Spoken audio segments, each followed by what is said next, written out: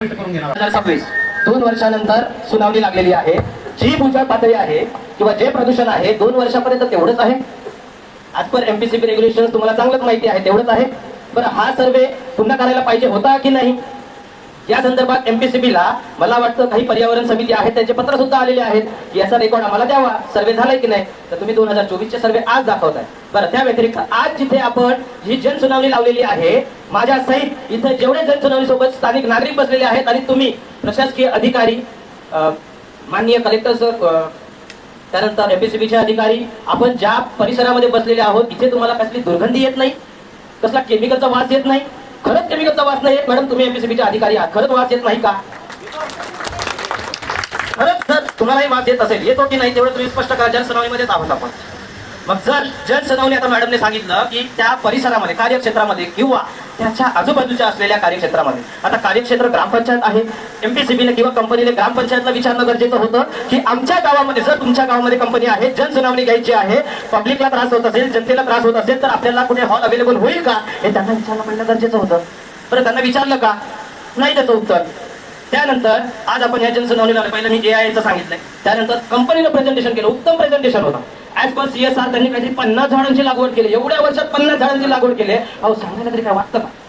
50 झाडांची लागवड as per MPCB regulation 33% greenery पाहिजे, 33%. Am I right? प्रकल्प प्रवर्तक याचं समर्थन. Am I right or wrong? Am I right or wrong? Right. प्रकल्प प्रवर्तक याचं समर्थन देते.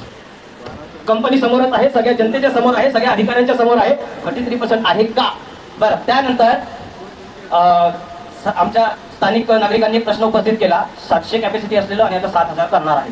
त्यांनी सांगितलं, मस्त नियोजन करून दाखवलं सगळं कंपनीचं की आम्ही पुढे करणार आहोत. आतापर्यंत अजून एका स्थानिक नागरिकांनी सांगितलं की आम्ही 2022-23 पासून करतोय. मी स्वतः याच परिसरामध्ये 2018 पासून काम करतोय. बऱ्याच कंपन्यांच्या माझ्याकडे NC आहेत. ह्या कंपन्यांच्या आतमध्ये, ह्या कंपन्यांच्या बाहेर ऑर्डर येतो, बॅड ऑर्डर म्हणजेच दुर्गंधी. बरं, 2018 पासून फक्त कंपन्यांना NC दिली जाते. आजही तेच सांगितलं जात आहे की आम्ही हे करू, आम्ही ते करू. 2018 पासून तेच करताय ना, अजूनही तेच चालू आहे. बरं, त्याच्या आमच्याकडे NC आलेल्या, ज्या NC केल्या होत्या त्याच्यावर काय झालं आम्हाला परत पाठपुरावाच नाही. आम्ही विचारतोय मॅडमना, आम्ही व्हिडिओ पाठवते, व्हॉट्सअप थ्रू पाठवते, व्हिडिओ कॉल करतो, आमचे कॉल नाही उचलत म्हणून व्हिडिओ कॉल करतो. मॅडम इथे असं झालं, काय करायचं? काहीच नाही उत्तर. आणि आज जनसुनावणीला येतात. बरं, यांनी सांगितलं की आम्ही तपासण्या केल्या कसल्या पाण्याच्या. बरं, अहो इथे स्थानिक नागरिक आहे, 2024ला सर्वे झालाय. शेताचा सर्वे करताना त्या नागरिकांना विचारलं का? कृषी विभागाला कधी विचारलं का?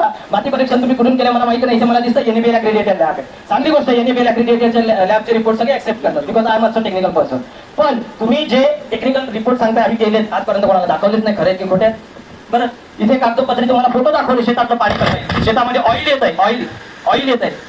मग ते कुठून येतं? वरून येतं, आभाळातून पडतं, पाण्यातून पडतं. बरं, शेती जेव्हा भात पीक लागवड होते, भात पीक लागवड केल्यानंतर त्याला काळा थर येतो ऑइलचा, कारण ते पाण्यात मिक्स होत नाही. बरं, पीक वाढेल का? पूर्ण शेतीच नापीक होत चालले. अजून यांनी मला वाटते सिरेनिन मायनर काहीतरी केमिकल होणार आहे, राईट? अनसॅच्युरेटेड पॉलिस्टर आहे ना, घातक केमिकल आहे, घातक. त्यांना विचारू शकता, घातक केमिकल आहे. याच्यानं, हे मी आता सांगतोय, याच्या आधीपासून आमच्या स्थानिक जे 10 किलोमीटरचा तुम्ही सांगितलंय, 10 किलोमीटरच्या रेडियस मध्ये तुम्ही सरकारी दवाखान्यात जा, नाही तर प्रायव्हेट दवाखान्यात जा, फॅटिक, अस्थमा म्हणजे चक्कर येणं, अस्थमा, दम्याचे त्रास होणं हे नागरिकांना सुरू आहे. आणि एमपीसीबीचं मला वाटतं मागच्या जनसुनावणीमध्ये असं उत्तर दिलं गेलं होतं की आम्हाला रेकॉर्डनुसार कोणत्याही जनतेला त्रास होत नाही असं दिलं, असं एमपीसीबीने सांगितलं होतं. स्वतः दळवी मॅडम तिथे होत्या. बरं, प्रायव्हेट हॉस्पिटलला कधी तुम्ही गेलात का? कधी विचारलं का जनतेला चक्कर येते का? कशामुळे येते? पाण्यामुळे. बरं, शेतामधलं जे पाणी, आता यांनी सांगितलं आम्ही कॅपॅसिटी वाढवणार आहोत, 700 ते 7000 कॅपॅसिटी होणार आहे. ETB प्लांट यांच्याकडे किती मोठा आहे? बरं, त्या ETB प्लांट जो प्लांट आहे, मॅन्युफॅक्चरिंग प्लांट आहे, त्याच्या डबल ETB प्लांटची रचना करावी लागते कंपनीच्या रेग्युलेशननुसार. तेव्हा ते कुठं प्लांट चालणार आहे, ETB चालणार आहे, कारण यांचं केमिकल तेवढं घातक आहे, ते फिल्टर करायला तेवढी वेळ लागणार आहे. बरं, यांनी रिपोर्ट चेक केले, याच्यामध्ये COD आणि BOD कुठं दिसत नाही.